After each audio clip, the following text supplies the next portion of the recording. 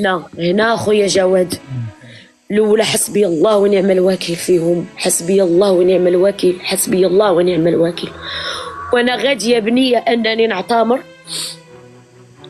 وما بغيت حتى شي حاجه، بغيت طلبه وحده من سيدي ربي، وإلا كتب عليا ربي لما مات نموت، وإلا مت هاد الناس ما يعريوش على وجهي وما يتسامحوش معايا.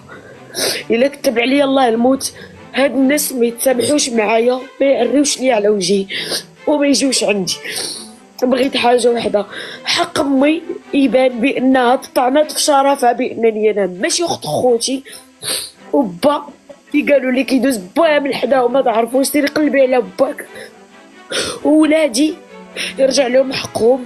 بغيت سيدي ربي الا مشيت لعندو بنيه صافيه هو ربي كتبها لي في هذا العمر وانا صغيره، كون ما سيدي ربي بغى لي انني نجي لبيت الله ونزور مقام الرسول ما غاديش يكتبها لي الله، غادي نمشي بنيه انني بغيت دعوه وحده مستجابه من سيدي ربي، انا مني الدعاء وربي منه الاستجابه، انه يشد لي حقي.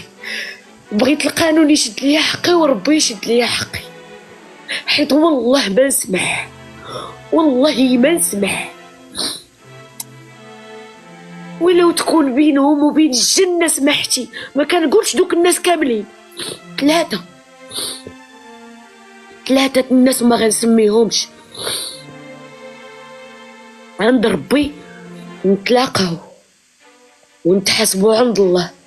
وإلا انا ضريتكم هزوا من حسناتي وخذوهم، وإلا نتوما ضريتوني ما بغيتش حسناتكم، حيت محال واش غتكونوا درتوا شي حسنه، حيت مادام تتقهروا اليتيم وتتقهروا بنات الناس ما عمر ربي غيكتب لكم شي حسنه.